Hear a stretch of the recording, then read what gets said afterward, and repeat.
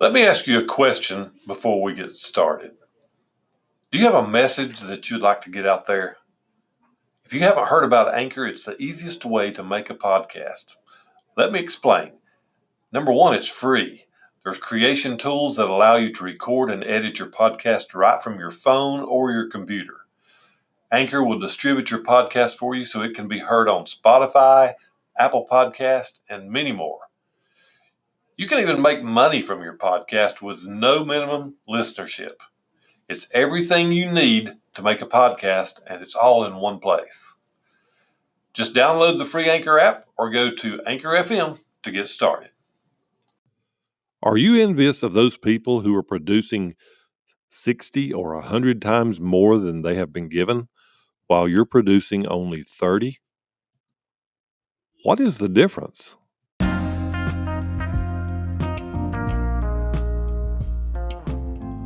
Welcome to Struggle, Grow, Succeed, where we welcome and then attack our struggles. It is overcoming the struggle that brings growth, and on the other side of growth is success. Let's talk today about cultivating your soul. What kind of ground do you have? Is your ground good ground? While many of us are planting seeds or receiving seeds of life and positivity and success in our lives, the soil that those seeds are planted in will ultimately decide whether the seeds grow and produce fruit or if they will wither and die. The parable of the sower, as told by Jesus thousands of years ago, have a profound meaning in the day we presently live in. There are many people who are planting and receiving seeds of hope, life, and success, just as Jesus sowed the seeds of truth in his day. Two things happen every single time. The sower still sows, and the variety of the ground is still the same.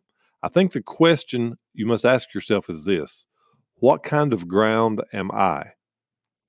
A farmer went out to sow his seed, and as he was scattering the seed, some fell along the path, and the birds came and ate it up. Some of the seed fell on rocky places where it did not have much soil, and it sprang up quickly. But because the soil was shallow, the sun came up and the plants were scorched, and they withered because they had no depth of root.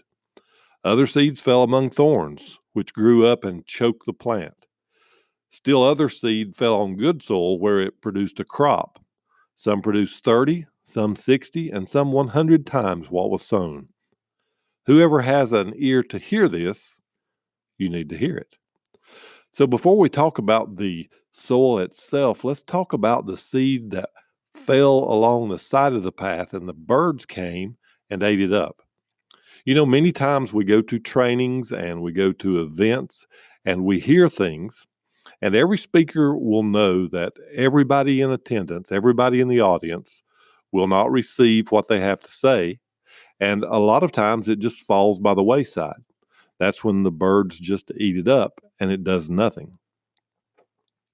Then there's the seeds that fall on rocky ground.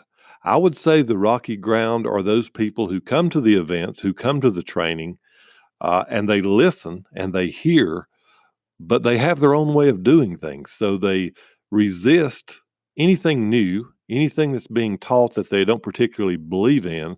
And so they have this rebellion, which is rocky ground.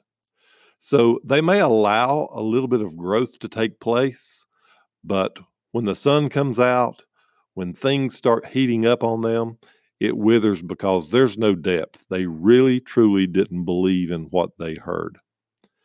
Then there's some that fall among the thorns. Now, the plant will come and it will start growing, but the thorns will choke it out. To me, that represents family, friends, coworkers, people who are constantly attacking you when you're trying to grow.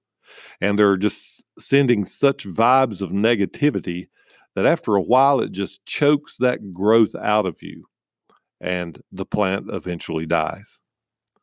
Now, there's the seed that does fall on the good soil, and it does produce crops. It does produce something. Sometimes it brings forth 30-fold what they heard, what they learned.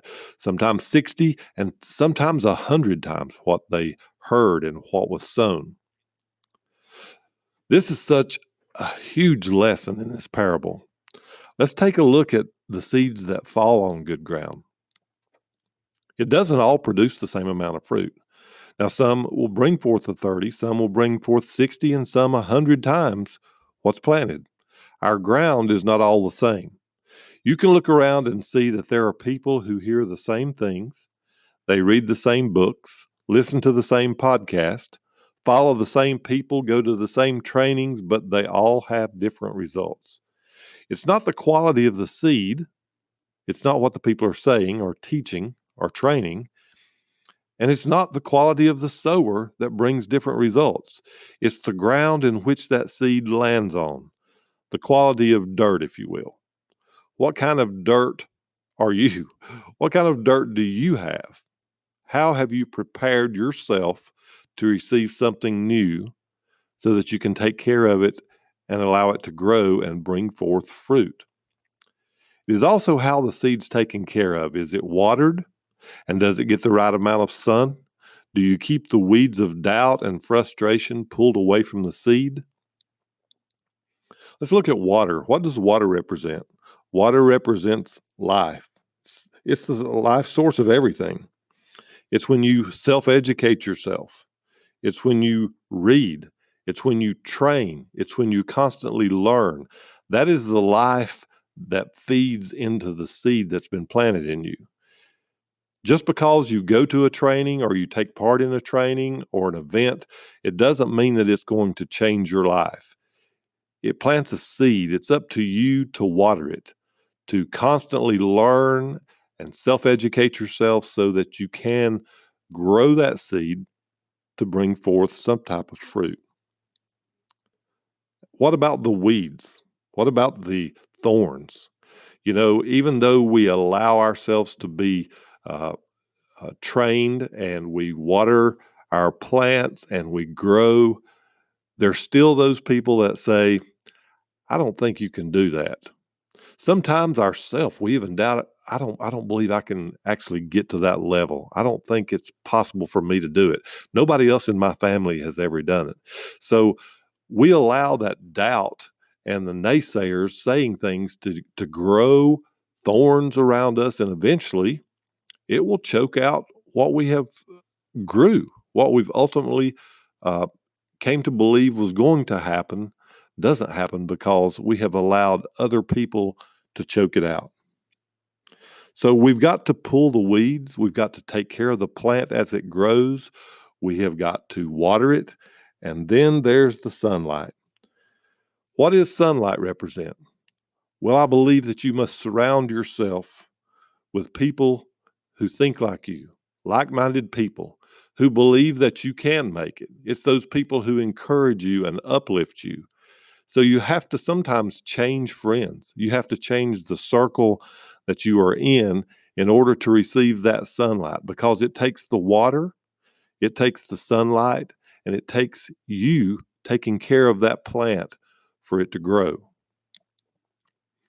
Now, even though your plant grows, we know that there's some people that seem to bring forth more than we do. You see some bring forth 30, some 60, and some 100 times. Why is that? It's not because they know more people or because they're in a better position or because they have more resources. It's simply because they take better care of the seed that was planted within them. They make sure it gets the proper amount of water and sunlight. It is because they keep the destructive weeds away from the seed. Let's not wonder why others are doing so well. Let us just take better care of the seeds that we have in our soul. Then we too can multiply our seed by 100.